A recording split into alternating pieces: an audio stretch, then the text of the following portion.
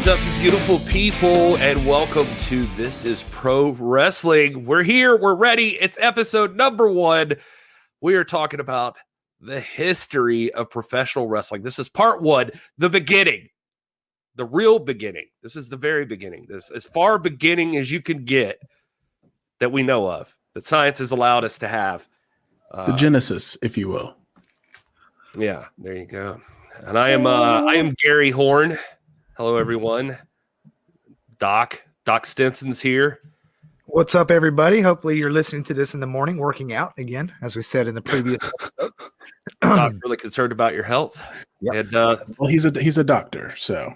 And I am Will Martin, and I'm happy to be here. I'm ready to dive in. Yeah, maybe you listened to the introduction episode. If you didn't, this is Pro Wrestling is now, this is our flagship show, and it's a history show. And we're getting rid of the gatekeepers. We're telling you everything you ever needed to know about pro wrestling, the history, the legacy, tradition, the whole thing. And this first episode, or this first series, is going to be a walk through the timeline of pro wrestling, how it all got started, everything. Well, this is just part 1, so we'll get to where we get to, and we'll tell you what's coming up next. But in this episode 1, we just really wanted to establish a base for understanding pro wrestling, what it is at what we hope is a scholarly and fun level. That's what I was thinking. It's fun. Absolutely. And I want to go ahead right up at the top and give props to the good doctor who has put in the research. He's put in the work. He made a multi-page document of notes. And I have to say, I did not read it. So I am coming into this totally blind, and I'm experiencing this with all of you who are listening. And I can't wait to be educated because the work's been put in, and we're about to go to school. It's going to be a lot of fun just because of the fact that Will is going to be the audience surrogate. He's going to just take in everything as we put it out. The doc has done the research. He's got the historical credentials down. Everything he says is based in fact and literature. Everything I say is going to be completely made up. So you have to parse through it all. And probably influenced by whiskey. Yes, also probably influenced by whiskey. That's the real way to learn about pro wrestling, Will. Listen, if this is your first time listening to the show, you've never experienced one of our live streams, the further into the show we get, the more that you will meet a character that is part of our story named Whiskey Gary. And Whiskey Gary is very entertaining. So if you think that it's not funny enough or entertaining enough right here up front, just give it a little bit of time. Make sure you listen all the way to the end. And if you wait long enough, you might even get to meet his twin brother, Tequila Gary, who is a little bit more aggressive and even has been known to storm off the show from time to time when we hurt his little feelings. So I don't like the way this first episode's starting off at all. Look, the man's only 4'5", so I thought I was the one lying. And then here you guys, for those of you wondering, Rob and Will are currently a tag team called the Enablers. They're trying to get me drunk and ruin my whole life. Listen, we're not trying to get you drunk. We're trying to create good content. We are content creators, and we know that Whiskey Gary is good for engagement. Hey, say what you want about Whiskey Gary. He's good for ratings, man. That's right. All right. Well, does Whiskey Gary use a dictionary? Because this Gary's got a dictionary, and he brought it out just for this very special day. And the reason I did is because, well, first of all, we just want to establish, if you didn't watch the introduction, a lot of our information is going to be coming from Brian Solomon's Pro Wrestling FAQ. We call that the Bible of pro wrestling. Doc Stinson got a lot of information from there. I got a lot of information from there. Will puts it on a shelf and holds it up in front of the screen sometimes. And it looks really good. It looks really great on my shelf. And so I think from this episode, you're probably going to get some of that from that stuff. Also, the comic book history of professional wrestling. That's another one or the comic book story of professional wrestling by Aubrey Sitterson and Chris Moreno has a great overview of the timeline of professional wrestling. So we did lean heavily in on that, or I did at least. So I want to give full props to those folks right up front. And I bring that up because I also brought out the dictionary, which deserves all the respect in the world. But I looked up the word sport, guys. I looked up the word sport. It has a noun. It means an athletic activity requiring skill or physical prowess and often of a competitive nature. such as racing, baseball, tennis, golf, bowling, wrestling, boxing, hunting, fishing, etc. And as a verb, it can be used to amuse oneself with some pleasant pastime or recreation. I also strolled up. I like that. You like that one? That's the good one. Yeah. Verb. To amuse thyself. Yes, I like that too. That does it, Rob. Don't take that the wrong way. Amuse yourself. It's very particular. I think it means like humor yourself, not right. Like Abigail Williams and Arthur Miller's A Crucible would say, "We're only sporting." I don't get that joke. I've never seen it. They do say that. Hey man, nerds who are into plays and Broadway, they're rolling right now, boy. No, because that was how funny that was. They're like, that Stinson's off the chain. Dang, boy, got the on episode 1, baby. You guys got to be patient with the doc. He just discovered TikTok and he is all in. So you're going to hear some references that may not make sense. I got a small waist, pretty face, and a big bang. Oh, like that? Kind of like that, yeah.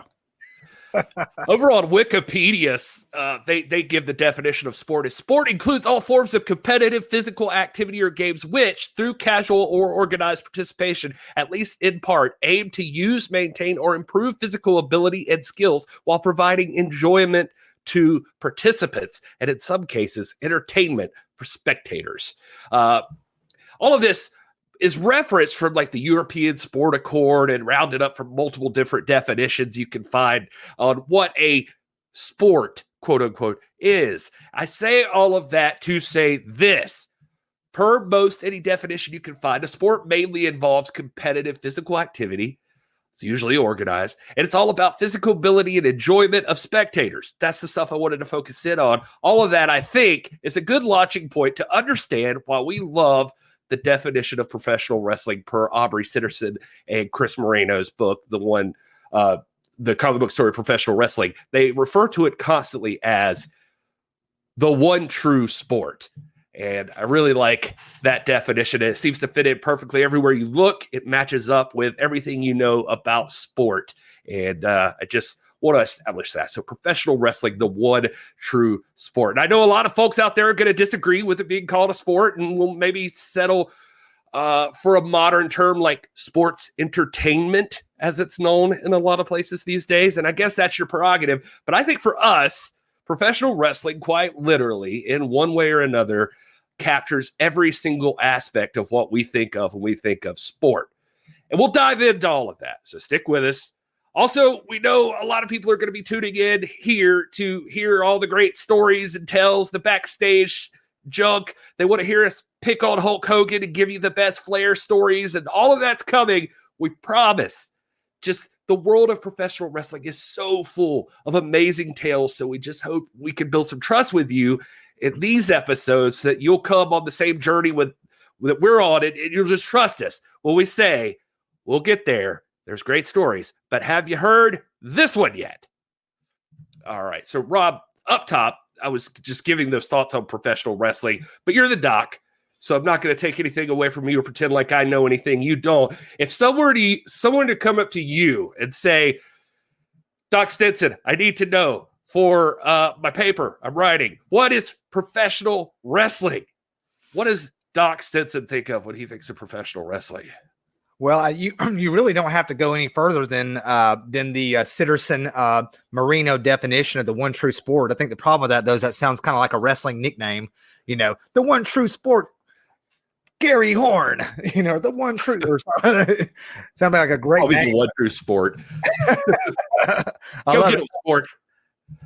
Yeah, now all those are good. I think establishing what sport is. Here's the thing about wrestling fans, and wrestling fans, I guess, are a lot like other fans in that there's always going to be a segment that's really, really, really precise and concerned with minutia and things like that. And so you'll have people that will say, and good scholars, by the way, will say, look, we don't really have anything resembling what we know as modern pro wrestling until well after 1900. And they'll go, people say, well, what about references to wrestling in the Bible and this and that? And they will say, well, that's not the same thing.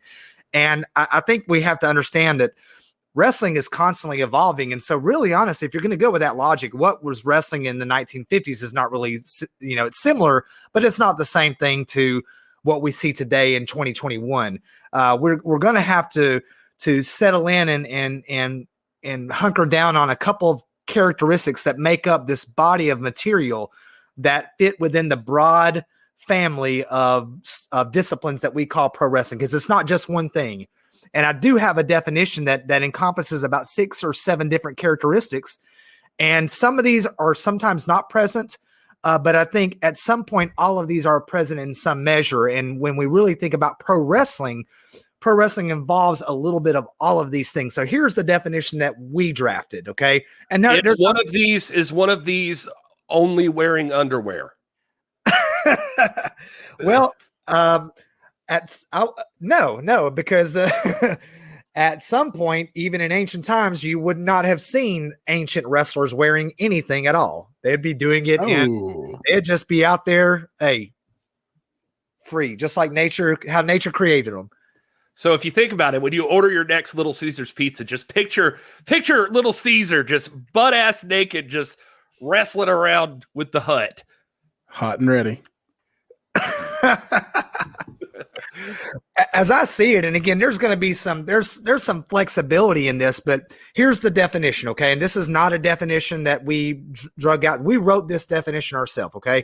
And it's informed by all of the sources that were mentioned, plus the dictionary, plus Wikipedia, plus our own anecdotal experience. And here's the definition that I think encompasses comprehensively what wrestling is, at least, okay, as a base. Wrestling is an athletic sport and a form of performance art in which 2 or more prize fighters engage in simulated combat under predefined stipulations in order to reach a pre-established goal and or to further along a narrative. Like Will's always talking about narrative and story and philosophy, and that's important to it. So as you look at it, Gary and Will, you've got 1, 2, 3, 4, 5, 6, 7. Oh, that's a good number, 7. Lucky 7. You got at least 7 distinct components that are going to make up pro wrestling. 1, it's an athletic sport, and feel free to jump in at any time here. It is a form of performance art. It involves 2 or more prize fighters. So we're talking about singles matches, tag team matches, 6-man matches, modern elimination style matches, battle royals. There's 2 or more. Although I will say Ricky Starks has shown that he can wrestle a broomstick, and I guess that would be pro wrestling, right? That's true. Kenny Omega fought the Invisible Man at one point. So well, technically, the Invisible Man would be another competitor, right? Fair enough. And a lot of these guys spend a lot of time fighting their own demons. So, oh, nice. Well, that's all of us, right? I know. I know Gary's fighting demons right now. That's not fighting demons. I'm just wrestling myself. You know what I'm saying? So he's my little demon, though. So it's an athletic sport, okay? So this is going to be distinct from, say, something like esports or motorsports. Now, some people might argue, well, if I'm getting on WWE 20K19, is that not professional wrestling? And obviously, it's wrestling related and it's wrestling driven content. But for you to engage or participate or watch pro wrestling, it's an athletic sport that involves muscular strength and endurance. All right. It's a form of performance art. So it is intended to be a spectacle for onlookers. This is intended to be seen. Now, are there exceptions to that? Yeah, you've had lights out matches, you've had empty arena matches, but those are ultimately packaged and presented either, after the fact or in the media as this event took place. We want you to know that this, Luthez or so-and-so beat so-and-so in an empty arena match for this particular goal. So it's an athletic sport, a form of performance art that's meant to be consumed by spectators, okay? It involves 2 or more prize fighters. In very rare circumstances, it might involve a prize fighter and a broomstick or an invisible man. It is simulated combat, okay? So wrestling portrays physical combat or a form of martial art in which one combatant or a set of combatants must either through submission, pinfall, debilitation, or benchmark attainment, meaning you went 60 minutes, or you won 2 out of 3 falls. You achieved some benchmark, but through the course of those goals, you have to subdue the other opponent or set of opponents. So wrestling is about competition and eventually subduing an opponent.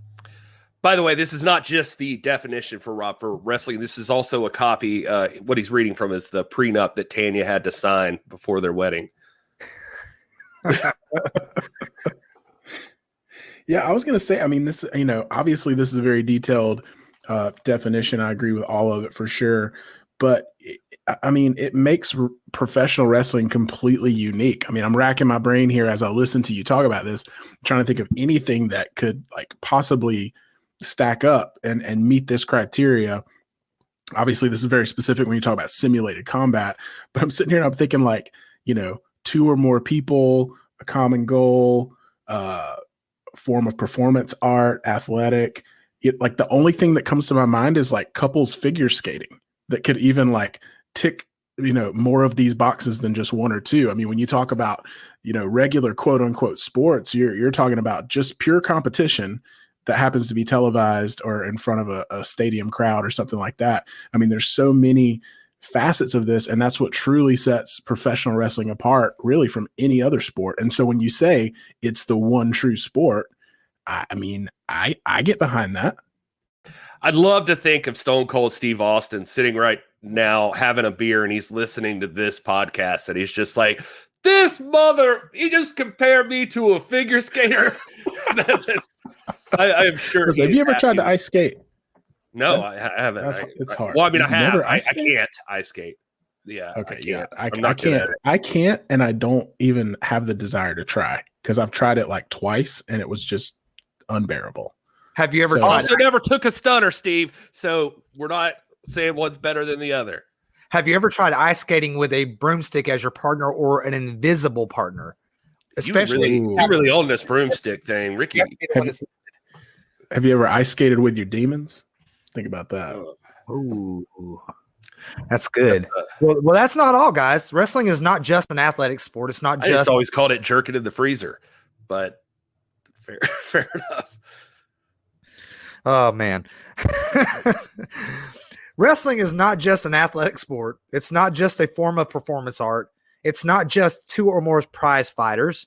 It's not just simulated combat. In addition to that, wrestling is characterized by predefined stipulations. When wrestlers go into a match, they know what the parameters are. Sometimes the parameters are there are no parameters. The stipulation might be no disqualification, but they know that ahead of time, to be a traditional wrestling match. Now we do have that strained a bit sometimes today because now we have like the contemporary 24/7 rule in the WWE, and some are very critical of that.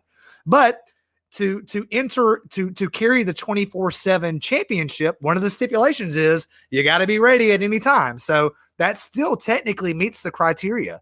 One thing we're not going to tackle in this episode, by the way, is why the hell anybody would ever want that title. Just throwing that out there. You're not going to get those answers here, so don't expect anything.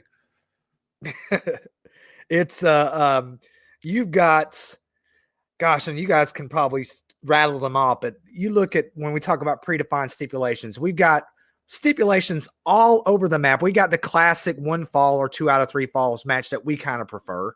Then you've got sometimes matches that are no disqualification matches. You've got a lumberjack match in which you are confined to the ring, not by a cage, but by other wrestlers. And then on one side, you usually got one faction, and another side, you got another faction. We saw this just recently on AEW with Lance Archer and Eddie Kingston in a lumberjack match. Those have been going on forever, and we just saw one play out the other day. You've got elimination matches. You've got all kinds of scaffold matches, barbed wire matches, Russian chain matches, bull rope matches. The list goes on and on. But though the rules may vary, the nature of each contest is understood by the combatants at the outset of the match. So it's a sport defined by predefined stipulations with a pre-established goal. There is a reason that they've chosen to come into this simulated combat under these stipulations. And it's usually to determine a champion, to establish a pecking order or a contendership, to impose a sanction, such as a loss of career, loss of hair. That's a favorite of Will's. Just shots fired right at the beginning here. Yeah, no, that's what I mean. That's what happened to me. I didn't go bald. I lost a hair versus hair match to Andre the Giant. So, nothing to hang my head about. Not going to get that win back. No, I guess not. You've got, or he'd be really easy to pin right now, one way or the other.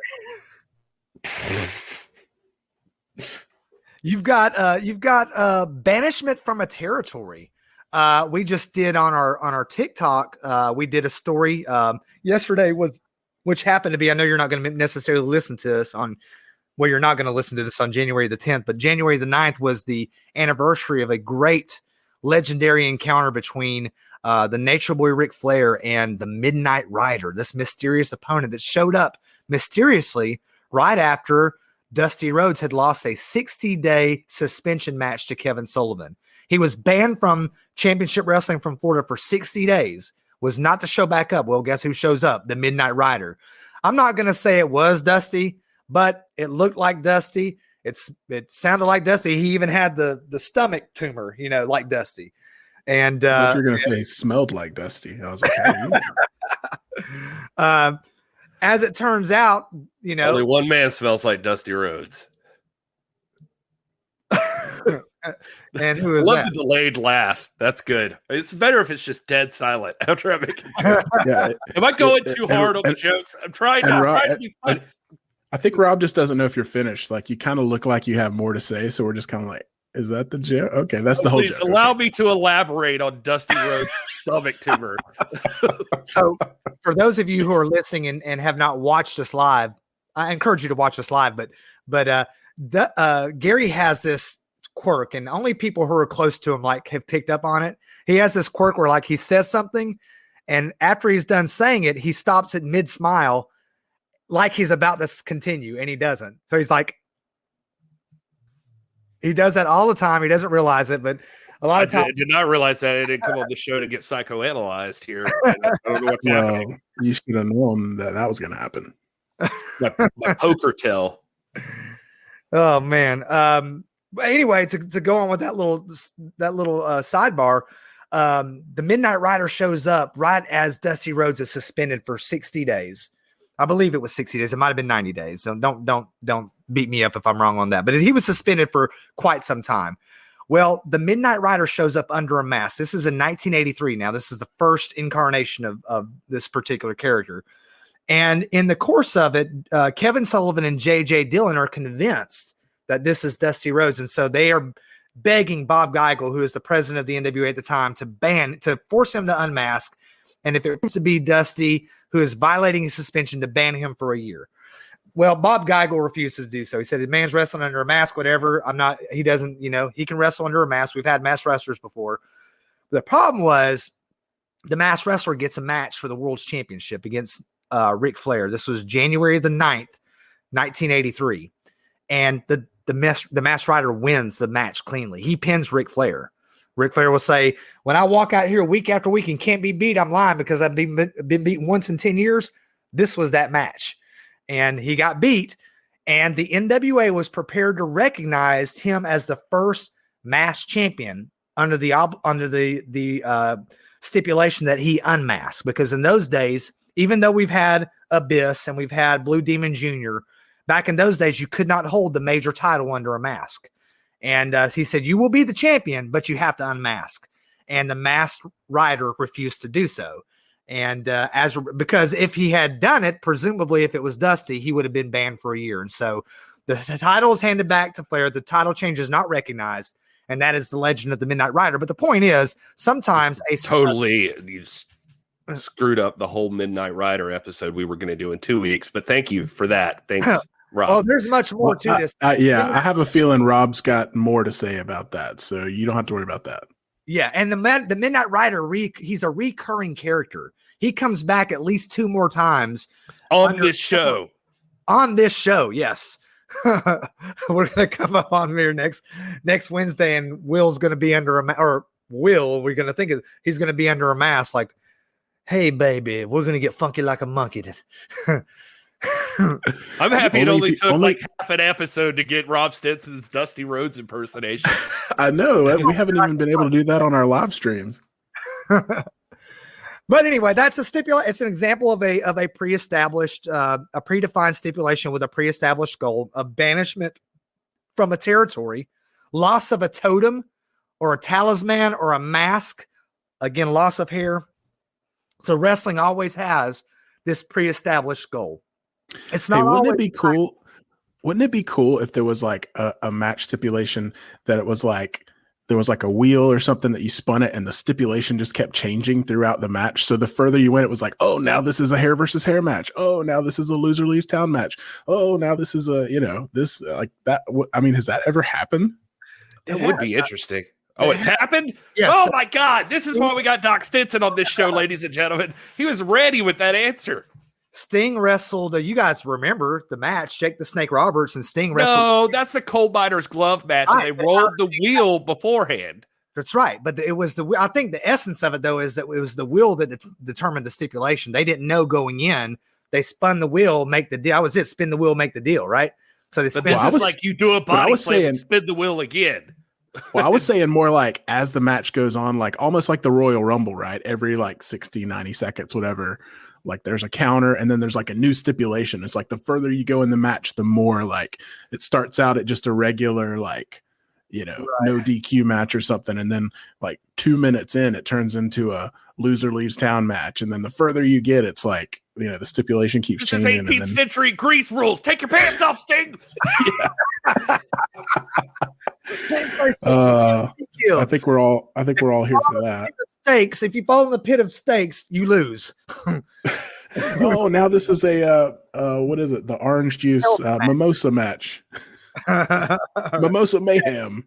All right, now we've made it through the 10 minutes of the iron stakes that you can be impaled upon. Now we're moving to the phase of the mimosa, the feared mimosa. So, yeah, it would be a lot of work. Anyways, continue. I think there have been. I see what you're getting at. Has that happened? I don't know. Probably it has, but there have been things like that. I mean, like you got the Kevin Sullivan torture chamber match where every level you go up, there's a different stipulation. You've had war games. War games is like that. It essentially starts out kind of like a battle royal where there's no, people enter at increments. There's no disqualification. And then once everyone's in, the stipulation changes to what do they call it? They call it submission or surrender. I'm like, what's the difference between submission or surrender? We got to do a deep dive just on that. Those are synonyms. That seems like a good episode. I'm sure that'll bring in the listeners.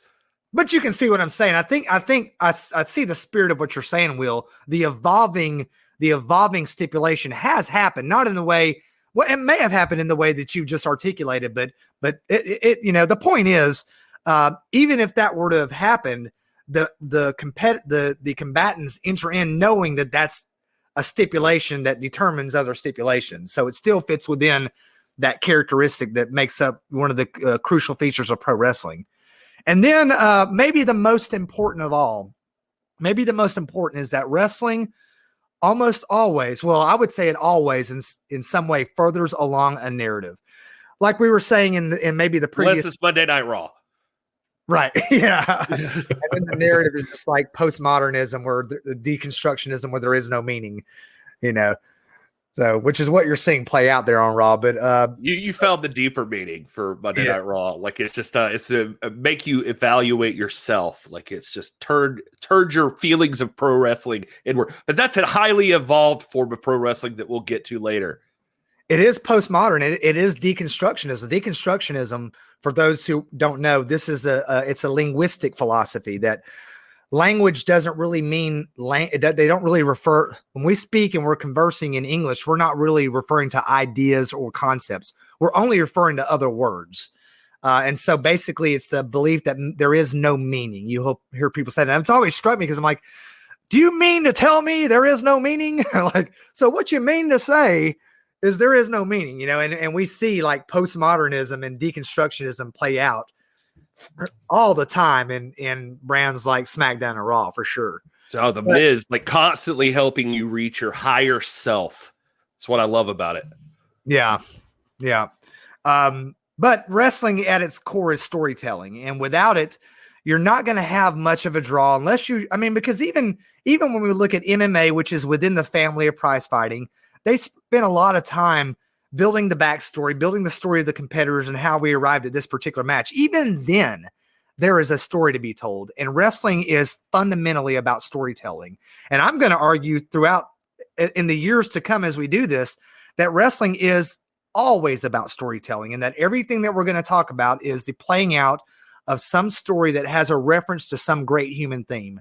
And that's what makes it really, really essential. Now, I will tell you that there are a couple of other things that some might consider characteristic of wrestling and others might not. One is that Brian Solomon points out that especially in the 21st century, but to some extent throughout all of its history, wrestling has been a form of business, that it exists for profit wrestlers and to a greater extent the promoters involved.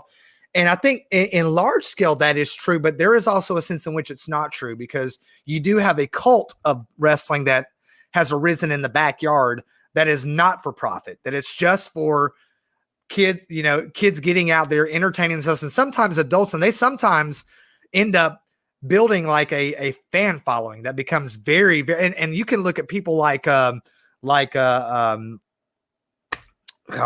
name's drawing a blank. Come on, help me out. He's with Sting right now in AEW. Darby Allin. Darby Allin, has roots in that kind of tradition, this sort of alternative wrestling, this very, I hate to call it, but it's even more, I don't even call it extreme, but it's even more unstructured than what ECW was doing. And so even though business is important, I don't think that business fits the criteria of being essential to what it is to be pro wrestling, because there is a whole cultus that has arisen around just the art of backyard wrestling. And I don't encourage that, but it does exist. Well, and I think that too it attributes to the rise that we see now in independent wrestling organizations. Indie wrestling, as people refer to it. I mean, there's, and indie wrestling's been around forever, but I feel like because of social media and things like that, it's just so much more prominent in this point in history, because there's so much of a platform to get that out there. So you talk about guys like Darby Allin. I mean, he's reached the heights that he has because you could see him on social media.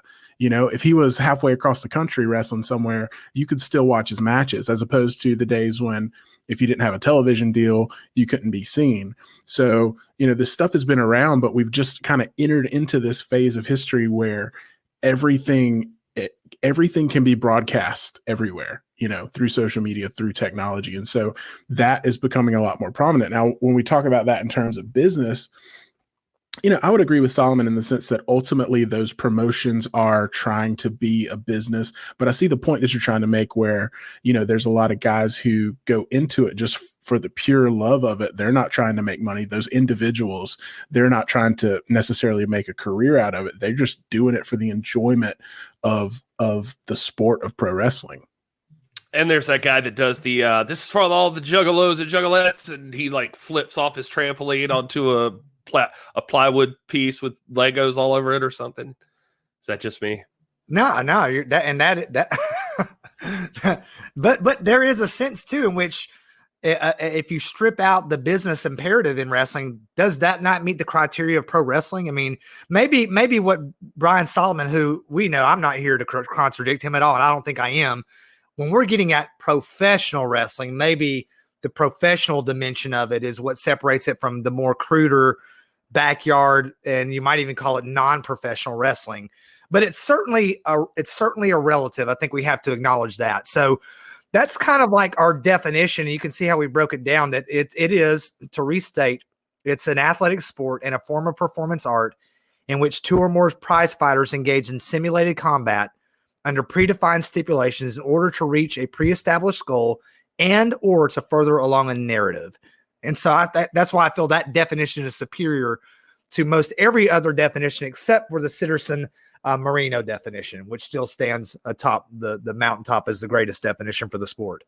Yeah, and I'll jump in. I mean, with the my favorite part of that definition being that it pushes along a narrative. Because to me, that is the ultimate thing that sets apart pro wrestling from everything else. I mean, you go through this list and there's a lot of things that are unique to the sport of pro wrestling. But to me, that's the one. It furthers along an intentional narrative and it tells a story. I mean, you can see stories happen organically in things like baseball. If you talk about, we're big Braves fans, you can talk about the story of the Braves and the franchise. And I mean, there's stories that happen just because of that competition organically. But in professional wrestling, there is a planned out story that is supposed to engage the watcher, the observer, supposed to pull you in and keep you interested. And to me, that's really the most important, for me personally, in my opinion, that would be the most important bullet on that list, where if that one was completely erased,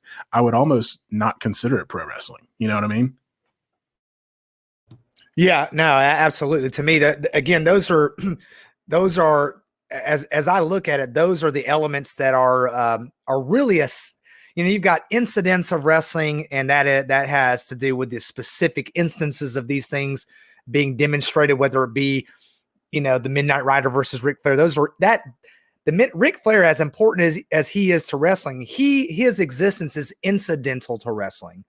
It's an accident of history. It's a great accident, but if you took away Ric Flair, yeah, the wrestling sport would be different. He contributed so much, but you would still have wrestling.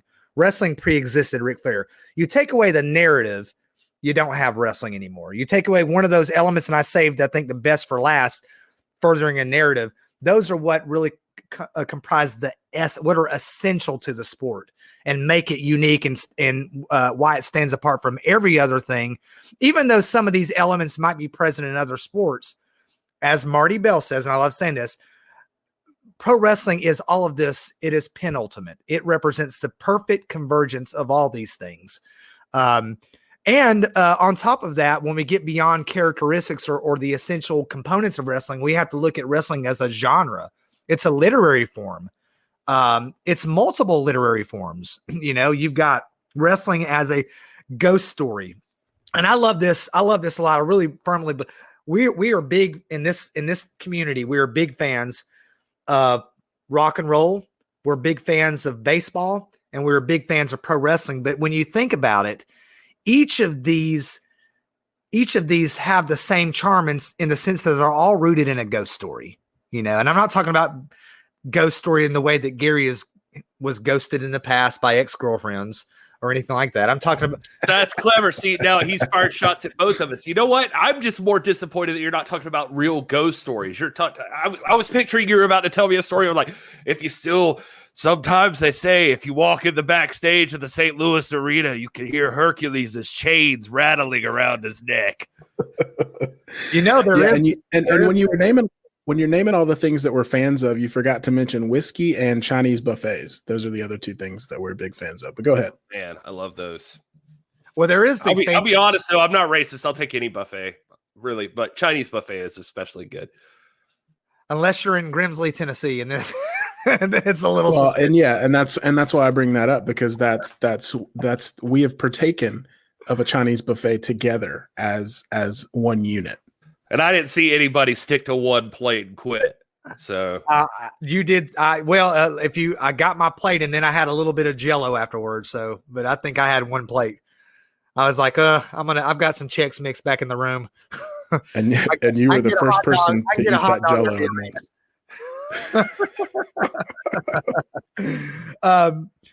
Man, no. If you sit around the fire at night, you can hear the gobbledygooker. Whales in the woods. Well, there is the legend of El Santos, a famous luchador whose spirit still permeates Mexican wrestling and folklore there. And there is legit ghost stories associated with pro wrestling. I mean, some of the things that turn up, like even some of the narratives that Will likes to refer to, like the narrative of the Black Scorpion, or some of the stuff that Undertaker delves into is rooted in real darker, ghostly, spookier sides of the sport. And even recently with like Danhausen and Sting's whole gimmick, is based upon the crow imagery. So you got that, but I'm thinking more about about wrestling being rooted in urban tales, urban legends. Look at William Patrick Corgan. I think he's a good representative of this. He's a rock god. He's a huge Chicago Cubs fan, and he's the president of the National Wrestling Alliance. When you see him with a Cubs hat on, you see the convergence of all these three trends from these three forms of entertainment in one. You look at the history of rock and roll. Where's rock and roll rooted at? Well, it's rooted obviously well into Appalachia and rockabilly and this and that. But the really defining story is the story of Robert Johnson selling his soul to the devil on the crossroads. Did that really happen? No, it didn't happen, but it speaks to the But when he suplexed the devil, that was my favorite part of that story. Yeah. It was good. The shadowy nature of that, though, and so much of like Robert Johnson's music. Now, this is the man who, according to Eric Clapton, wrote every chord that you ever hear in rock and roll. He said, you don't ever hear a chord without hearing Robert Johnson because he wrote them all. But these sinister, darker elements, and a lot of that is fueled by racism and discrimination and Jim Crow for sure. And there's this self-identity with the devil because, historically, in white parlance, the devil was referred to as the black man, which could be taken as either Negro or Native American. It's very evil and wicked, but that flavored the culture. And if you listen to Robert Johnson's music, it's very dark. Hellhound on Our Trail, Me and the Devil Blues, it's there. And in a similar way, baseball, we don't quite know. I have a whole book called. You even say Crossroads and all of that. I didn't feel like you said Crossroads. Yeah, he says there's a song called The Crossroads, and I like that song. Yeah, it's fantastic. I love Robert. My wife and I have been to charming. We were married in New Orleans, and there's the Preservation Hall where you can go and listen to jazz students play the great tunes of the great blues jazz legends, and Robert Johnson inevitably gets played. And you go to Lafitte's Blacksmith Shop, and they'll play Me and the Devil Blues or Sweet Home Chicago, and you just feel the spirit surround you, just like you do with baseball. I have a book called Baseball in the Garden of Eden. We don't know how baseball began. We think it began or evolved from rounders or something like that. But there was a long movement for a long time trying to point out that baseball was a distinctly American thing. There's the Abner Doubleday legend. There's the legend of Elysian Fields. But when you walk out to the Elysian Fields today, it's very haunted. Like you're there and you feel the spirits of all these legends and founders of baseball there. And wrestling is the exact same way. When we get into talking about the roots of wrestling in ancient Greek, pancration, then we get into the really kind of eerie and creepy Carney Land, the traveling fun shows. It's creepy.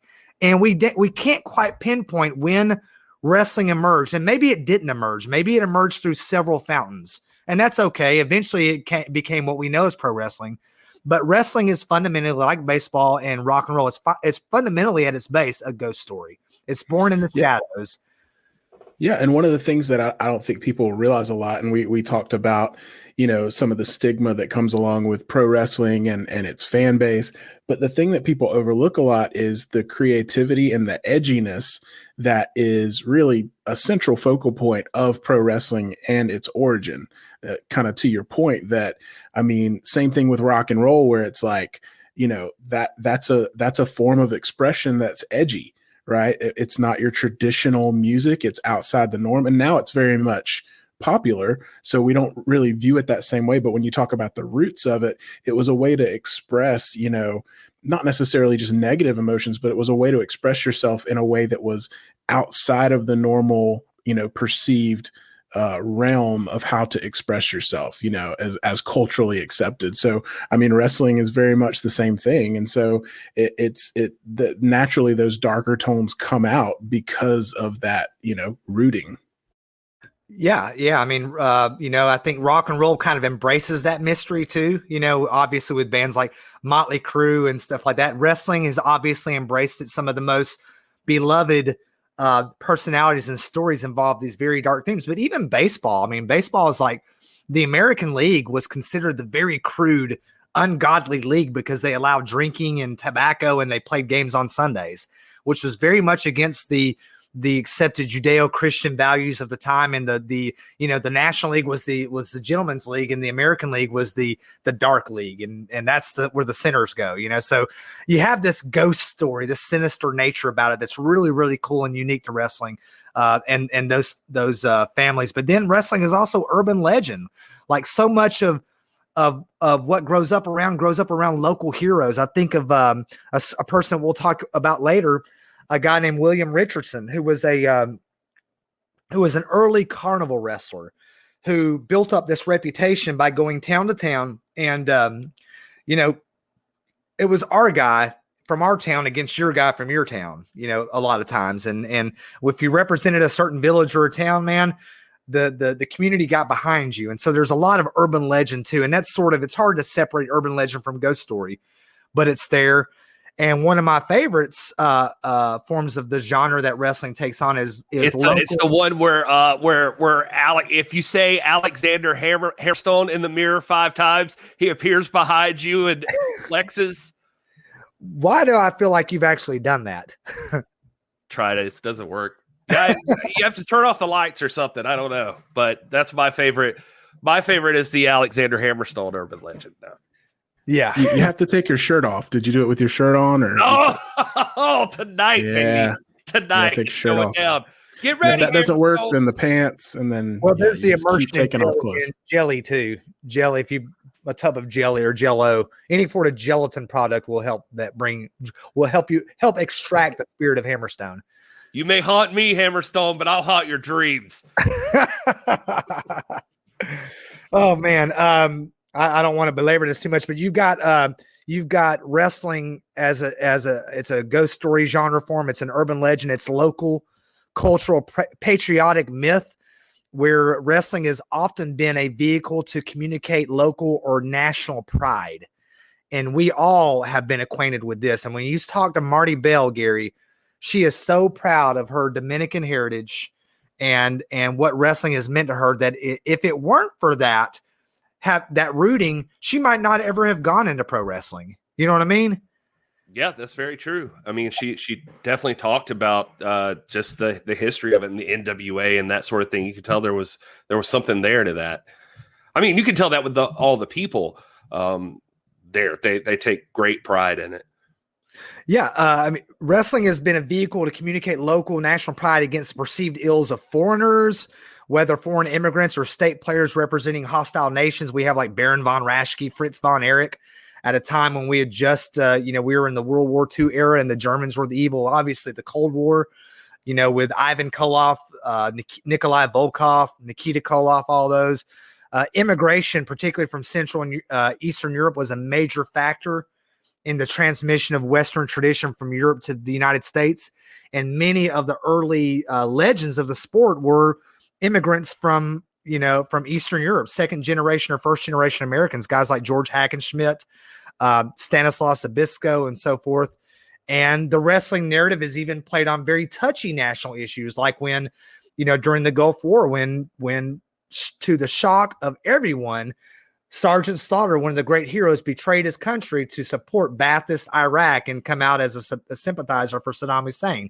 So wrestling has delved into national, cultural, propaganda, patriotic myth from multiple times. It's one of the great common themes when it takes on this. And I could be wrong about this, and maybe when we get into like the actual origin, it's different. But at least as long as I can remember, wrestling, another thing that has set it apart is there's always been a multinational, multicultural representation, whereas, as you mentioned, because of even things like racism and stuff like that in the early days, I mean, there was not a lot of diversity in baseball or football or things like that. Whereas wrestling, there's always been multiple nationalities represented. There's always been, they've not only just embraced, but they celebrate the other cultures as characters and things like that. And even if they weren't celebrating them, they were including them in the discussion. Like that's a great point, Will. I haven't thought of, even if it was like with, say, Baron von Raschke or the Von Erich name, Fritz von Erich, before they became the Texas Darlings, he was the evil German, And even if it was never really, and don't get me wrong, I'm certain I've listened to a shoot interview with the great Rocky King, and most wrestlers who are persons of color have stories of having to navigate difficult cultures and situations and feeling the pangs of and the great evils of racism. But wrestling has always been self-consciously inclusive of culture. Culture has been one of the driving points of narrative. And for good or ill, I think that's been one of the great vehicles for opening America up to acceptance of culture. You know what I mean? I think you're 100% right. I mean, I think there's always arguments to be made that it could have like moved along faster and that sort of thing. But I mean, there's stories you can hear even back in the civil rights days of what's the guy? Who was the guy that is it Pee Wee? God, I can't, or Pinky. No, God, I can't think of the guy's name, so I feel stupid now. But anyway, he always hung out with like black people. Like he was the one that got them like into the building, and like the promoters like pushed him more because like he would sit with them in their section when everything was segregated and that sort of thing. I always thought that was a cool story. And I feel bad that I can't remember the guy's name right off the top of my head. Yeah.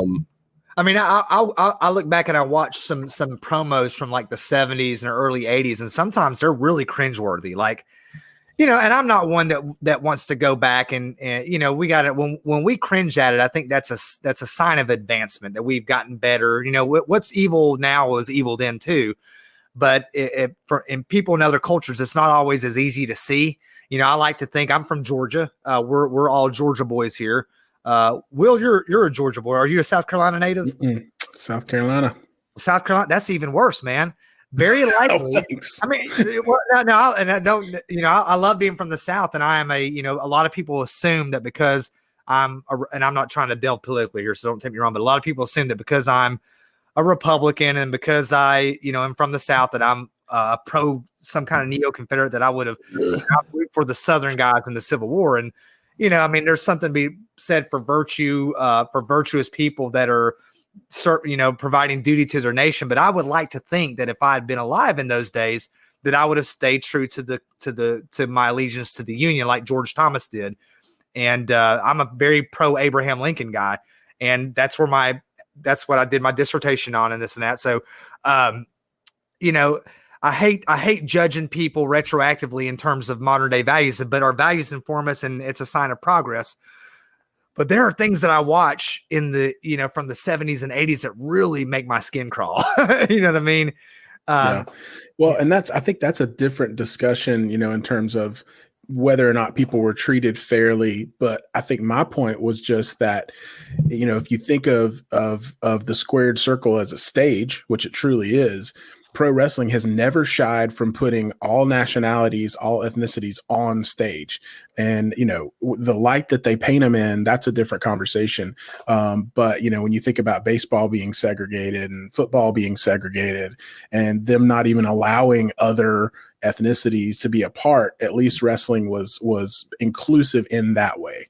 Yeah. And that's where I was heading with that. Like, even as much as I cringe at some of that, at least there was the vehicle. At least you had persons like Chief Wahoo McDaniel or Bobo Brazil or Carlos Colon being portrayed in an overwhelmingly positive and popular light, in spite of the things that we're more sensitive to now today. So it's just you're 100% right.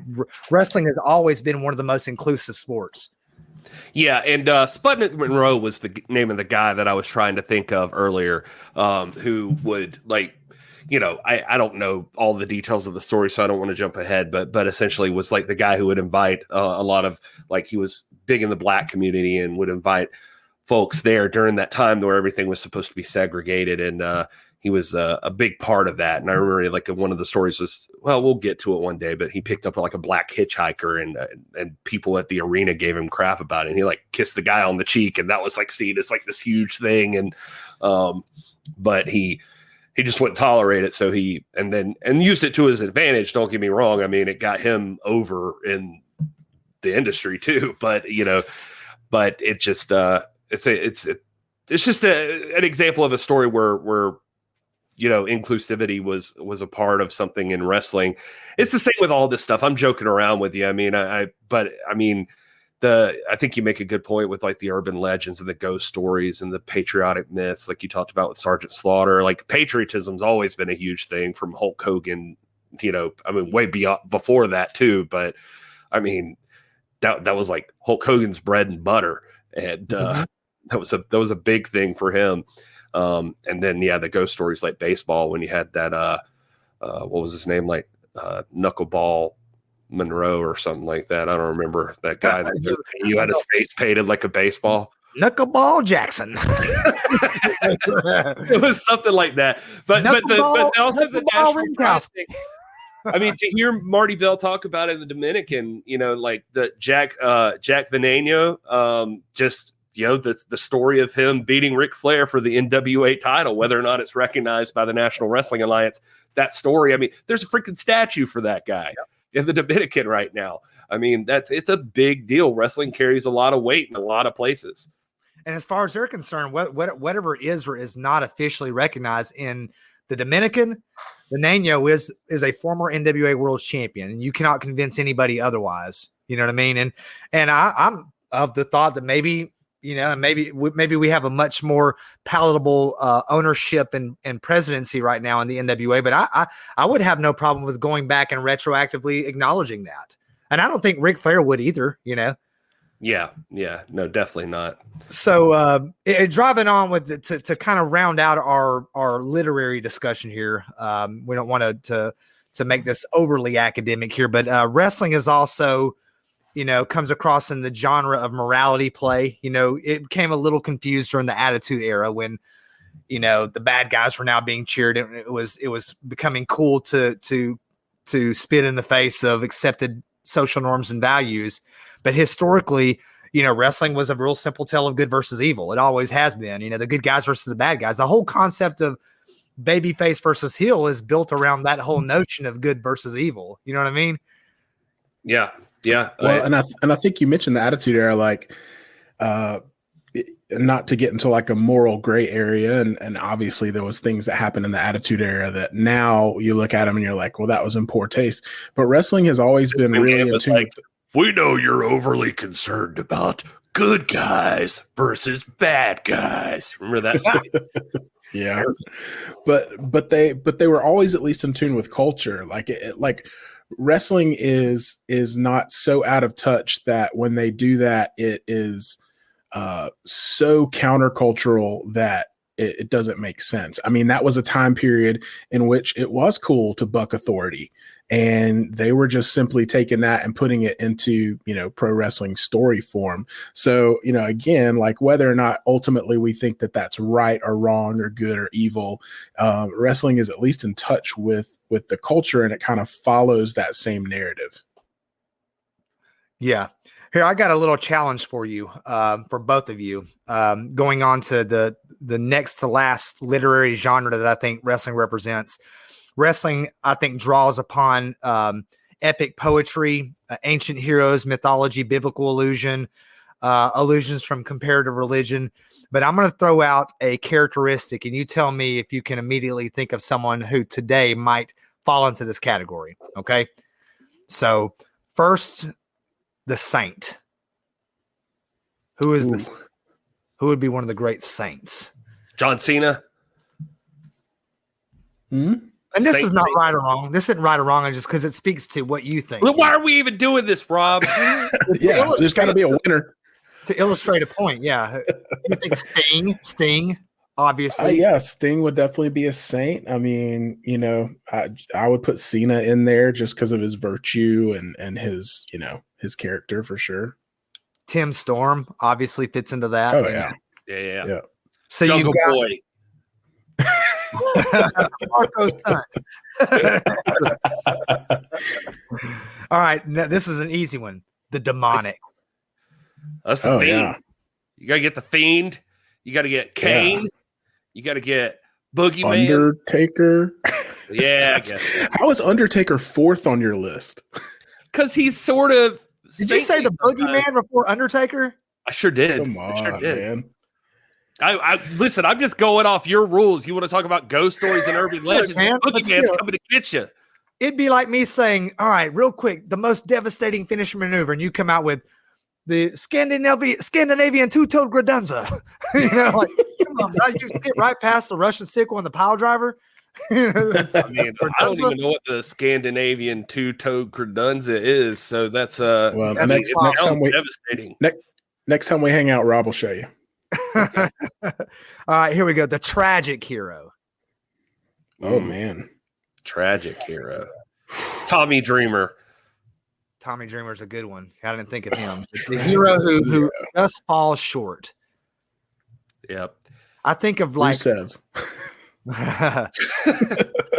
even though he won the title, I think of like Ronnie Garvin, always just coming up short, man. Like we knew he had the number of Flair every time, but he always came up he eventually did win the belt, held it for a little bit of time. But I think of like Ronnie Garvin as being a guy that just was so well liked. He didn't have the best, he wasn't a 5-tool athlete. He wasn't the best on the mic. People liked him because he was real, but he always seemed to just fall short, Well, if you're talking Marco stunt. I mean, love you, Marco. I'm just kidding, but sure. If you're talking current times, I mean, Kevin Owens is playing out that story right now with Roman Reigns. They've had multiple incredible matches, but every time he just gets outwitted a little bit or outperformed, and he's playing that character right now. Yeah. What about the anti-hero? Well, there's your Stone Cold right there. Yeah, CM Punk. Obvious. All right, and now maybe my favorite, the misunderstood villain. Sting, the current iteration of Sting and Darby Allin, that whole dynamic. Man, I'd say the Of course, Yeti. they're not villains, though, right? WCW. Well, I use villain just as just a perception tool. You're perceived as a villain, but you're really misunderstood. It's not that you're evil; it's that you're ambitious, you're self-interested, and self-interest isn't necessarily wrong. I think of Josephus, the enlightened one, who is motivated by a certain principle. It's not an evil principle, but it does guide his path. And Bro, on NWA Power, he threw powder in Colt Cabana's face. Well, Tim Storm took 2% of his vision. Tim Storm we established as the Saint. This is a perfect time you can lean on what about like Roman Reigns? Roman Reigns fits that. Yes. Right? Like he's concerned about him and his, and that's what he worries about. Like when we get into the Star Wars debate, are the Sith really... It's a wrestling podcast. Yeah. If this is a Star Wars podcast, I got to go because I got the Sith are not, the Sith are like when Palpatine is sitting on the throne, he's motivated by, obviously they destroyed planets with the Death Star and this and that. There's those minor technicalities, but you have to acknowledge that he was motivated by a certain power principle and justice principle. And he was motivated by he was impelled to react against the corruption that had overtaken the Republic. And I think Nick Aldis represents that too. Nick Aldis is motivated by a power and ambition principle.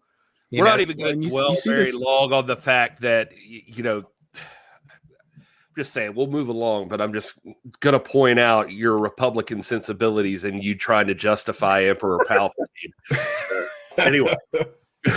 I don't know what that means, but I will say that you see this all the time. I mean, this is a very common heel tactic where, you look at a guy like your all-time favorite wrestler, Rob, Randy Orton, he'll come out and he always operates under the impression that what he's doing is noble, even though we know it's not.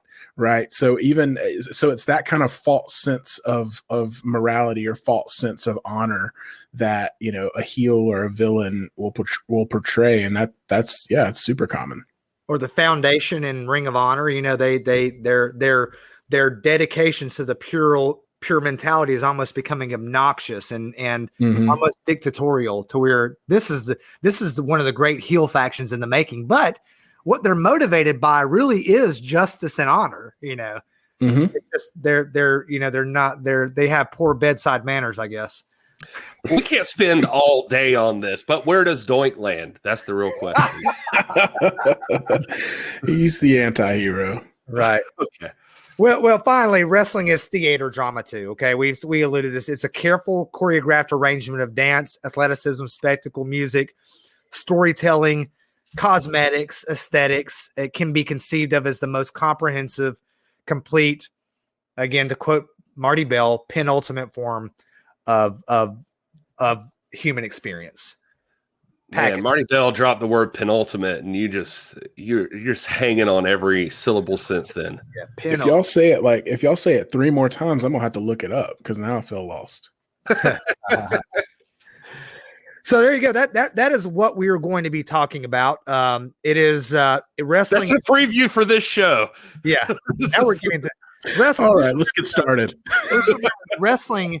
It's important to know wrestling is not purely any one of those things, but at some point or another, it draws from all of those things. It draws from all of those aspects. That makes perfect sense. But so now that we got the definition of what pro wrestling is, and believe me, there are so many rules and match types. We kind of hit on that, and we'll get to all of it more. So stick with us. It's all coming.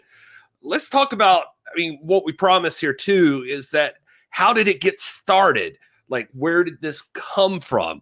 I would say, personally, I've been kind of joking about it, but first things first, Mankind happened.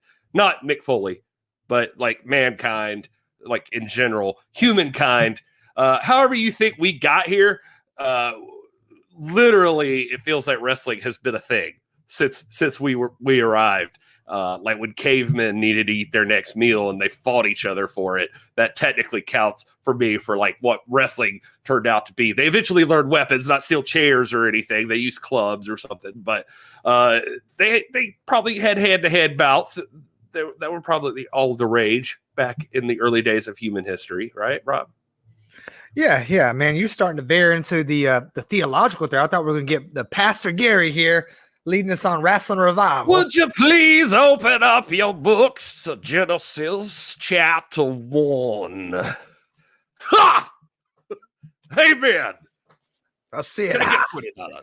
you know, ha, when you realize, ha. That's good stuff, man. Oh, Lord, it's this is my favorite story. This is my favorite story. God bless you. Thank you all for being here. No, you're right, man. I think you're right. Wrestling is, and again, you're going to have purists who are going to be like, well, that's not real. That's distinct from wrestling, but wrestling is distinct from wrestling. Over time, wrestling has evolved. And I think wrestling is rooted in what we have said earlier. It's rooted in competition, ambition, and conflict. And anybody who has a sibling knows that wrestling began, at least for you, the day that your sibling was born or you were born. Because my brother has been kicking my tail under the guise of pro wrestling since my earliest memories. Like I said, I bear this hideous scar on my forehead that chicks think is really cool. The chicks think is really cool. I thought I messed up my subject verb agreement there for a second. Sorry about that. But and that's we're very refined. I had to say it again to make sure it sounded right. But we appreciate everybody who's still listening. This is why we brought the doc on the show, and also why we have to keep a leash on him. Welcome to our new show. This is subject verb conjugation. Look at like. There's this really adorable TikTok. I'll share it later on our Discord or something, but it's these two infant twins. They're a little male, a brother and a sister, and they're not, but a couple months old, but their interaction is like so adorable. And they're like fighting too. They'll start smacking each other. And like the conflict, the competition principle is embedded in the human DNA. You know what I mean? It's hardwired into us. And you see this from the most ancient of times. We see graphic depictions of one-on-one combat in ancient Mesopotamia and Egypt. And maybe if you're watching the video version of this, Gary can eventually put up a picture of tomb drawings from Bakhti III, who was an ancient Egyptian bureaucrat from the 11th dynasty. This is the 21st century BC now. Oh, I keep those in my wallet. Yeah, sure. I'm on it. But it depicts, I'm telling you, it depicts a detailed catalog of wrestling maneuvers. Obviously, there's not any commentary. I'm looking at it right now. There's not any commentary associated with this, but it looks like moves that we would see today. I'm seeing a suplex. I'm seeing a headlock. I'm seeing an Irish whip. I'm seeing a Scandinavian two-toed gradunza. I'm seeing an arm bar. I see missionary. Are we looking at the same thing? You need to pull up your other tab. Which picture? You're on the wrong tab. That's for the After Dark podcast. Oh, okay. Pro Wrestling After Dark. Cinema Schlong. That's for Cinema Schlong. So anyway, which is one that my other podcast. Thank you. This got creepy. Yeah, didn't mean to. They draw me into this evil, man. Again, well, it was anti-heroes and rated until Rob came along. Presbyterian, right? You see wrestling, you receive at least the concept of the term wrestling is used. Obviously, we're not talking about 2 out of 3 falls to a 60-man time limit, but we see the concept of wrestling, one-on-one dual combat with 2 participants under pre-established parameters with specific stipulations driving a narrative. We see that in the book of Genesis, obviously, where Joseph wrestles with the angel. The Apostle Paul uses the term wrestling to describe spiritual warfare. It's there's concept of combat under the guise of wrestling is present in ancient literature. Pancration. We still have pancration today as a distinct martial art. There are pancration championships. I think WWE Front Row might be familiar with this. He's a student of martial arts, but it is a Greek innovation in which meanness was added to traditional wrestling. So we have the emergence of the heel craft, where you had a legitimate combat sport that became really vicious, and someone could be actually in real life seriously injured or even killed in this type of competition. Similar to the tradition of ancient Sparta, in which there were literally no holds barred, biting, eye gouging. And some would say that pancration is the wellspring of many varieties of martial arts, spreading first to India, then China, ultimately around the world. And in the Western tradition, it comes to expression in what we would come to know as catch as catch can wrestling, which is no doubt, I think everyone would agree, is a direct descendant of, or a direct forebearer of professional wrestling. So you've got this pancration going through these various cultural iterations through Eastern Asia, and eventually making itself across the world into catch as catch can wrestling over time and through several evolutions. So I can't believe you just you dragged ass this whole time. And then you get to the Bible verse and then you just jumped right over it. Like you were talking about Genesis 32:22 through 31. And you got here Ephesians 6:12 through 13. Man, I looked up 22 through 31. I even put it in my notes. That night, Jacob got up and took his 2 wives, his 2 female servants, and his 11 sons and crossed the ford of the Jabbok. We're using NIV because we're not heated. After he had sent them across the stream, he sent over all his possessions. So Jacob was left alone, and a man wrestled with him till daybreak. When the man saw that he could not overpower him, he touched the socket of Jacob's hip so that his hip was wrenched as he wrestled with the man. It's the Kingsland Cloverleaf. It's Nick Aldis's finisher. Then the man said, "Let me go, for it is daybreak." But Jacob replied, "I will not let you go unless you bless me." The man asked him, "What is your name?" "Jacob," he answered.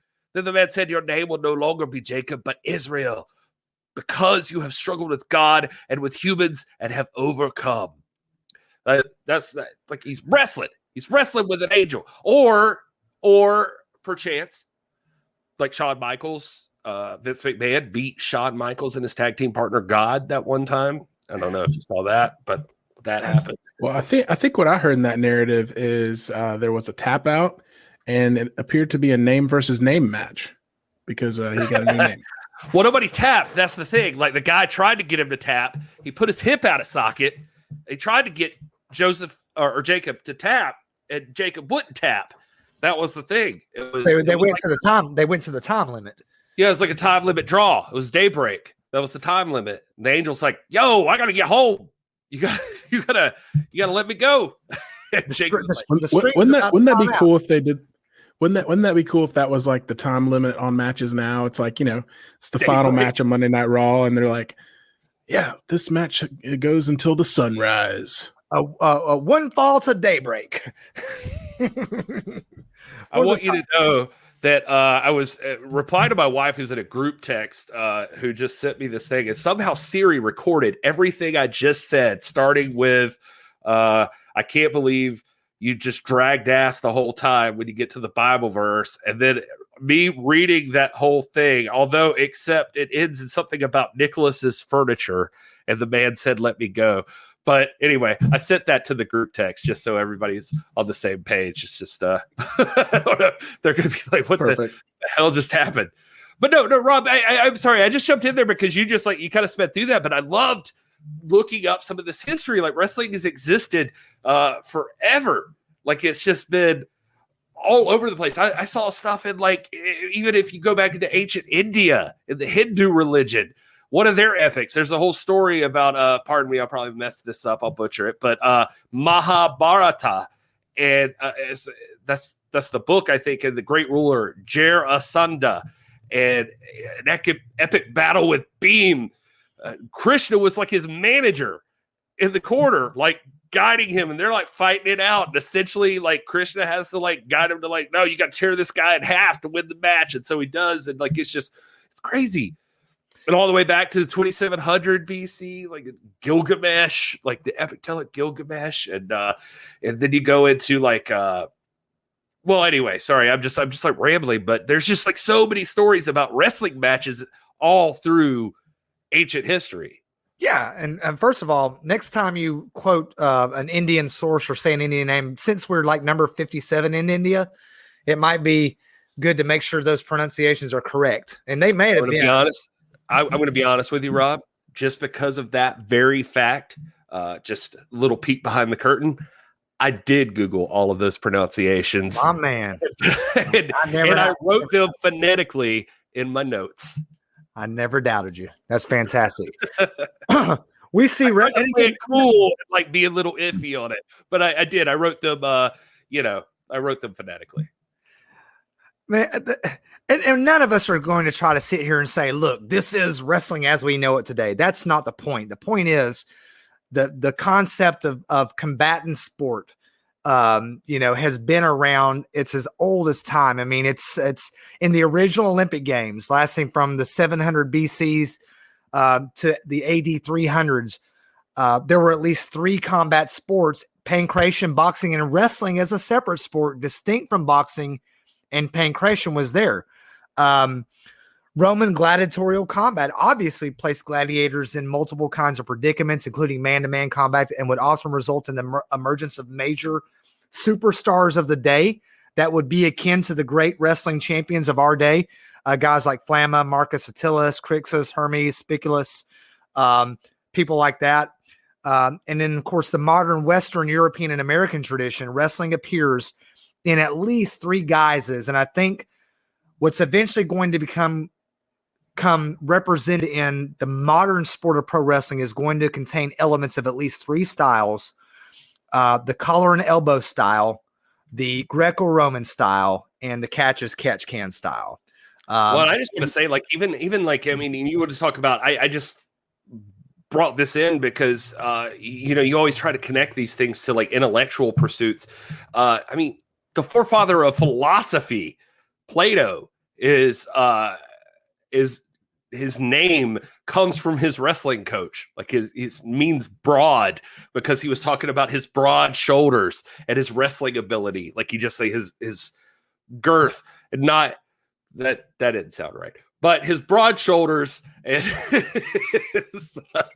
anyway, I mean, if you talk about the first Olympic Games, there's 770. You said 700s or so.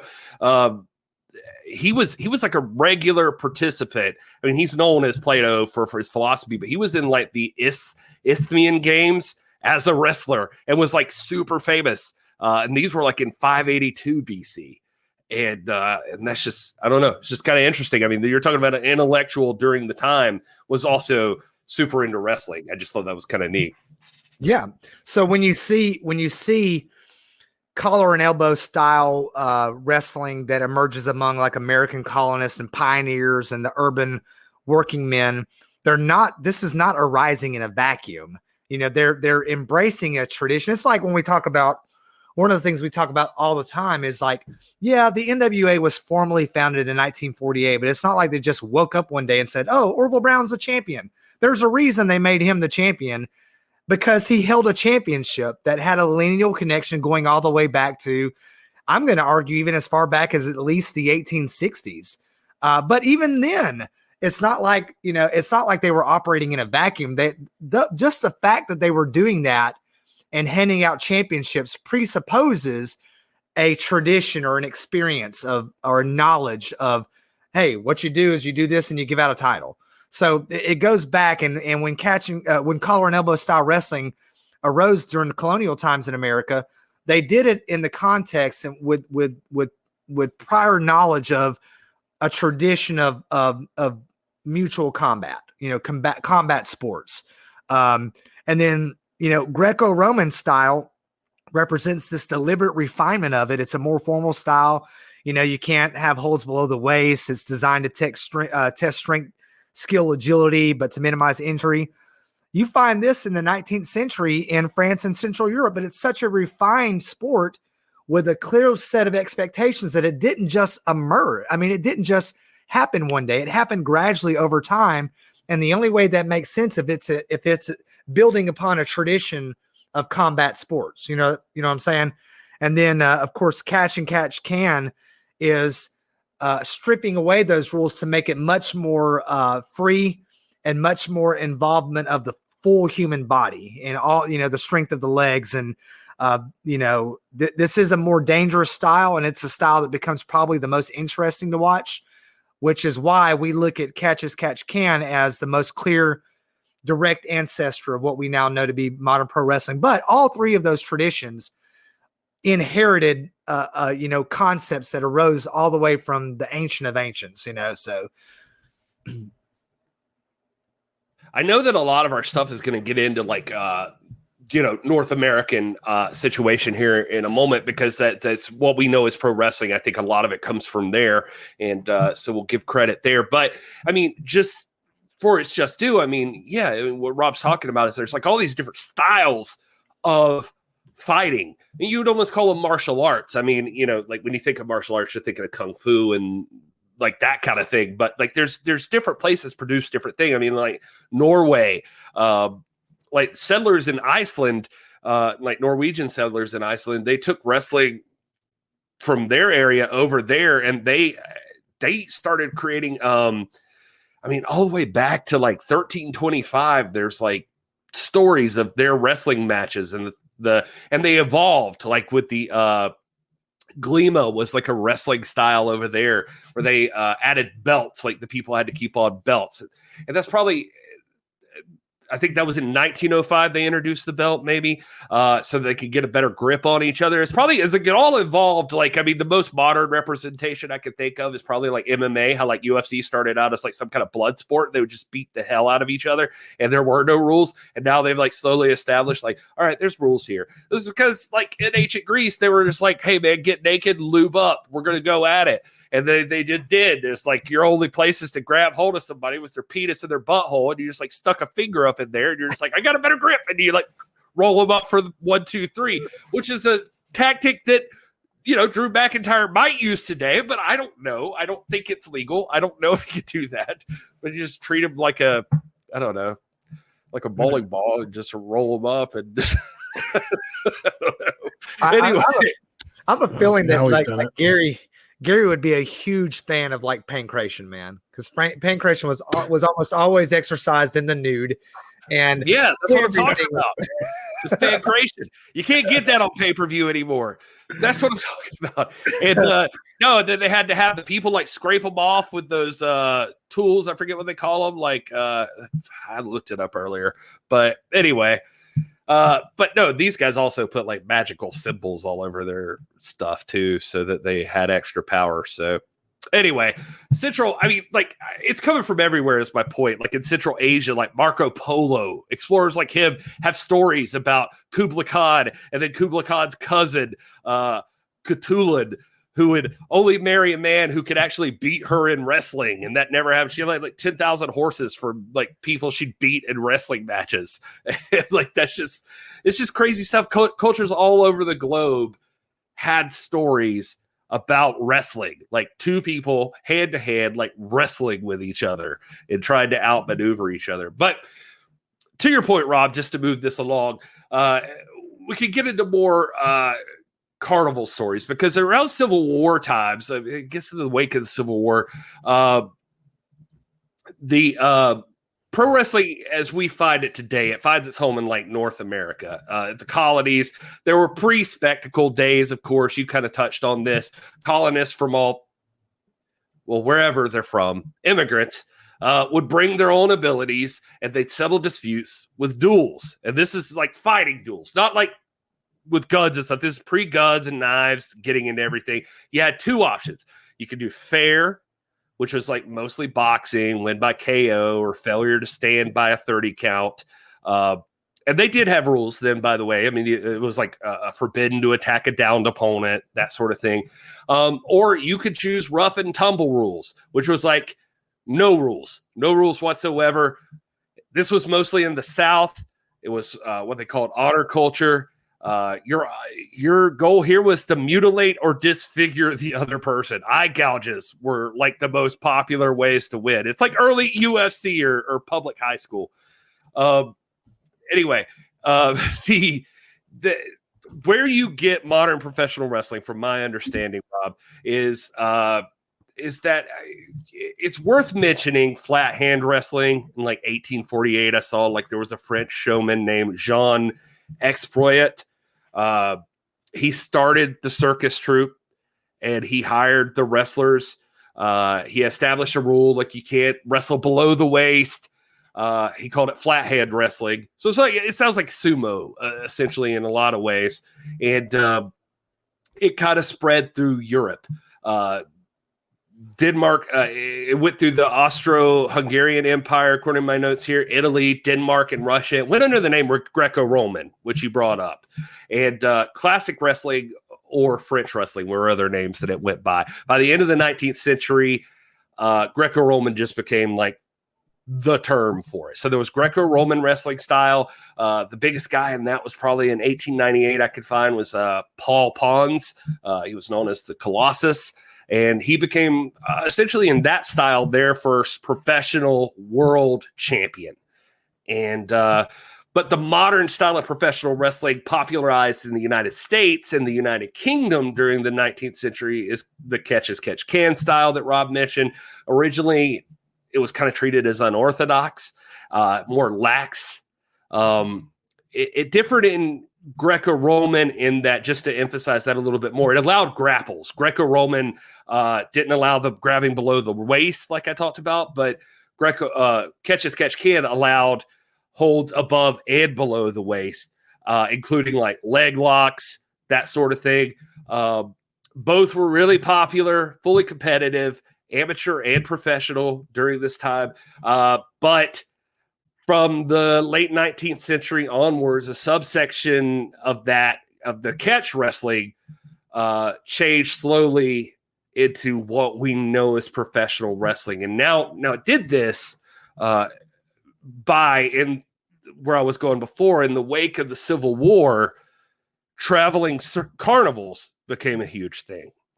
And when they became the rage, spectacle was a big deal. And what part of what they would do is the carnies, I guess this is where we can first get the use of that term technically. I mean, they called them bookies or something, I think, back then, right?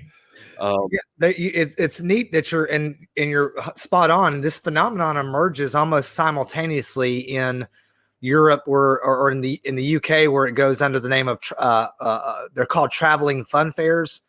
And the carny tradition emerges like at the same time. It's like we were at that state in human development where now, you know what, we're going to start having traveling fun fairs and people are going to fight there. Yeah, no, that's exactly right. And I feel even privileged that you acknowledged me. So thank you so much. The but yeah, the carnies started getting big, badass, impressive wrestlers, like guys that were really good at the catch as catch can style.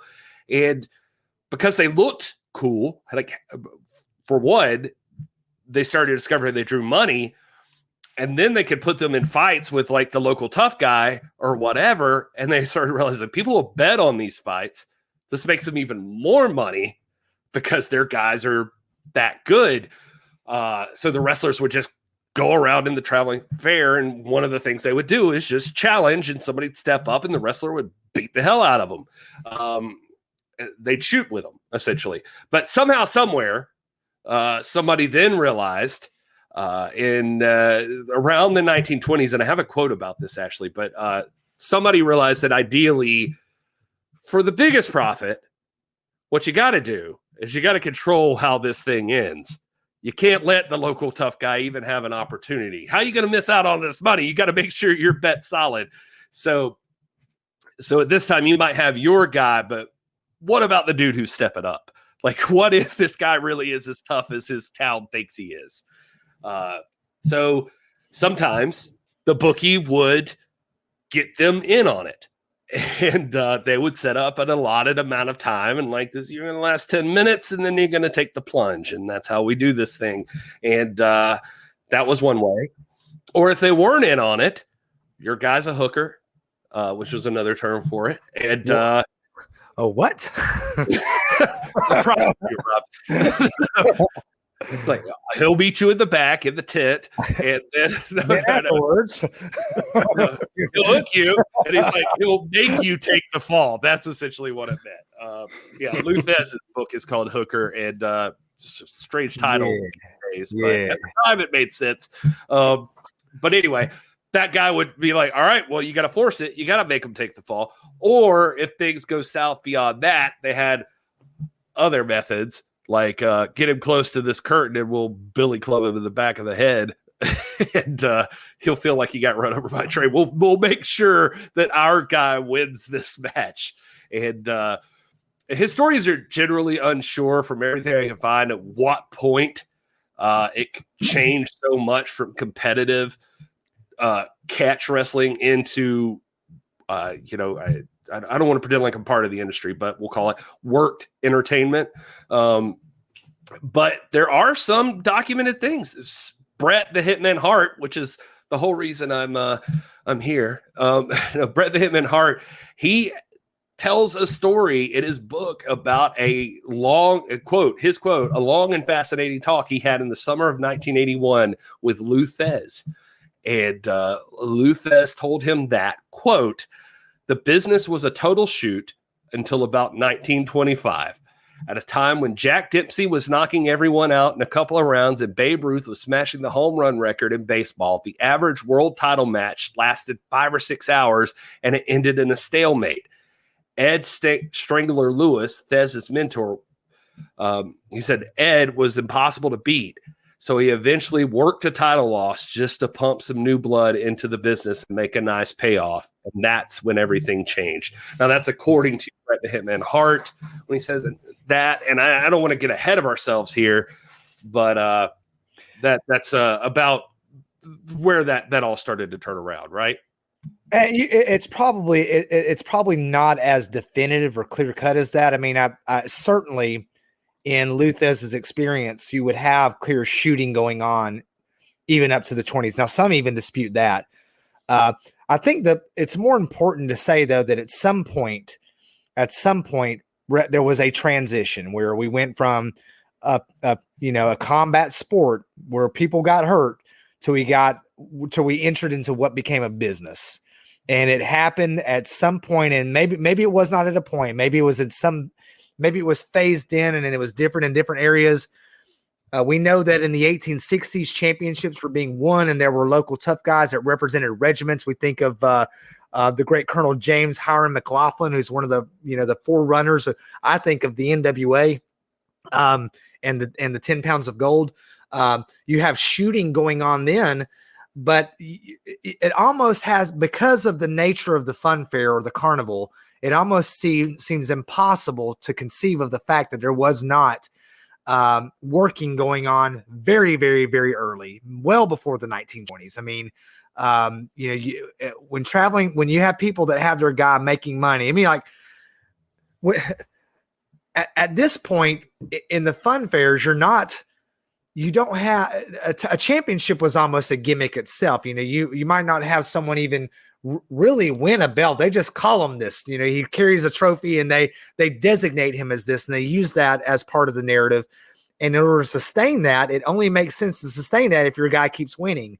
And to do that, you got to make sure that that his opponents always lose, and there has to be money involved, especially when you're working for a promoter at a carny. So I guess I think that there's probably some truth to what Bret Hart and what Luthez is saying, that you had a lot of shooting going on even up into the 20s. And honestly, you still have it going on today in bits and pieces. People will talk about wrestlers shooting on each other, or someone drawing real heat and that kind of thing. And again, I'm not a worker. I don't like to use worker language, but you probably had it gradually phase in over time to where it's not like you woke up in 1900 and suddenly everything was a work. It happened over time, over the course of decades, and probably at different speeds in different parts of the country. Yeah, I think you're 100% right, Rob. There's probably never going to be a definitive time to that. But as we wind down, one of the most important parts, like I said, I didn't want to get too ahead of ourselves, but in 1861 in Cedar County, Iowa, around this time, a man was born that grew up studying and perfecting his craft and became one of the greatest catch-can wrestlers there ever was. And he, as catch wrestling was evolved in parallel with American wrestling, like we've talked about, this guy learned to just use a variety of different styles. He was not the biggest dude in the world, but he used skill over size and became one of the prominent figures in what we know now as professional wrestling. And in 1891, this man, Martin Farmer Burns, defeated Evan Strangler Lewis to win the American Heavyweight Championship. And this is one of the earliest recorded championships, right, Rob?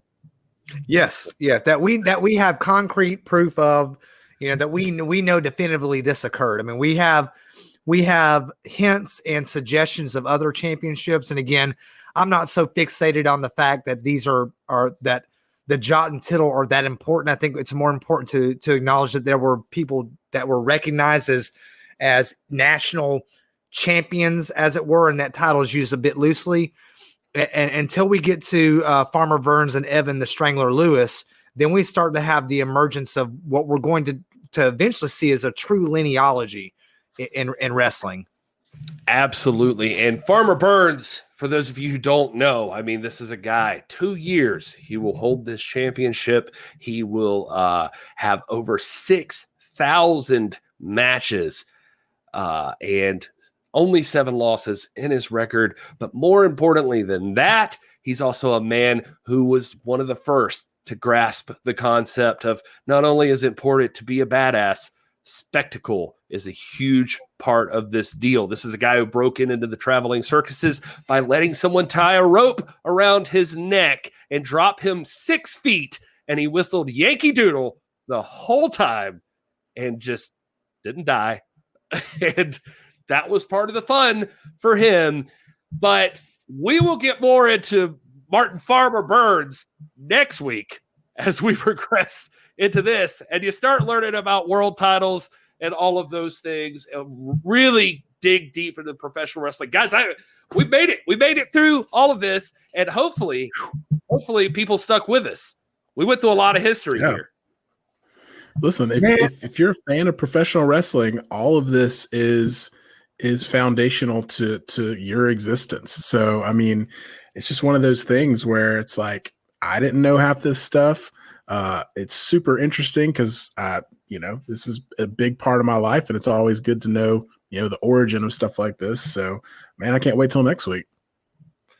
And I learned that professional wrestling is synonymous with execution just now from Gary. So that's this man would go and get literally executed every time. Wow. No, he loved it. Apparently, he's saying Yankee Doodle or whatever, and he was just proving come on, boys. his neck was too strong. He didn't care. Farmer Burns is a badass, and we're going to learn a lot more about him next week and that feud with Evan Strangler Lewis, and probably so much more. There's a lot to talk about. We hope that you enjoyed this episode and that you're going to come back next week and hang out with us as we go into part 2 of the history of professional wrestling. Hopefully our personalities were enough to keep us. And if not, hopefully Rob's education that he delivered was enough to keep you hanging on. The show is at TIPW Show on all of the things. You can find us. Please go subscribe to the YouTube, subscribe to us on the podcast. Let us know what you think. Let us know if we talk too much, too little. What do you want to know? We want to hear from you. We care about what you're saying. And join our Discord. You can even let us know there. It's the pinned tweet right there on Twitter at TIPW Show. Rob, you want to plug anything? Tell people where they can find you on the interwebs?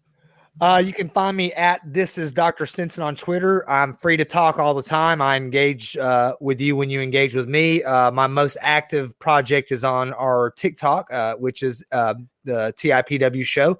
And it is a more NWA focused, 10 pounds of gold focused project, but it encompasses other things. It encompasses tag team stuff and what might be an important landmark event that might have occurred that week or that day. It's a lot of fun. I'm enjoying getting it. We try to do something on there every single day. I've also got some stuff, and I'm working on this. I'm going to be working hard this Saturday to produce a history-focused show, distinct from this. It's going to be more anecdotal, but it'll come out on Tuesdays and I believe Thursdays. I think that's my assignment. Yes. No. Excuse me. It'll come out Tuesdays and Fridays. The house call with Dr. Stinson. Oh, I like it. Yeah, I like it. Well, I am at This Is Will Martin with 1 L on Twitter. Find me on there. That's where you'll find all my wrestling talk and thoughts. You can also check out my new weekly show every Wednesday called Will's World. And it's literally just a show where I talk about whatever the hell I want. And that's always pro wrestling. So yeah, check that out on the audio channel and YouTube. And as Gary said, come join our Discord, join the conversation. Would love to have you. I am at This Is Gary Horn on all the social medias, and I do news whenever it's happening. Mondays, Tuesdays. I did it on Tuesday. Might do it Friday. Might do it whatever. I don't know. We try to keep you up to date on all the news you need to know as quick as possible. We know you're busy, and we hope to provide you a lot more audio content, video content, and we hope you'll be a part of the This Is Pro Wrestling community. We appreciate all of you. Check out our website it's TIPWshow.com. You can check that out. There's a shop there with a lot of cool merchandise. There's a blog there you can check out. We'll try to keep you updated on news there as well. And we just want you to be a part of this. We're trying to create a positive wrestling community for the newbies who are just learning, the people that are just getting back into it. We want to be your place to go in a positive community. No gatekeepers, no judgment. We're trying to be a cool place to hang out and talk about whatever professional wrestling you like. You'll love that Discord. There's a channel for literally every promotion. Anyway, at TIPW Show on all the things. Thank you so much for listening to this. I know we went long. It's our first episode. We're figuring out the timing. We're going to go into part 2, and I promise it's going to be a lot of fun because now you're going to start to hear a little bit more about all of the characters that make up the history of professional wrestling, and they be wild. So until next time, enjoy your gravy cake.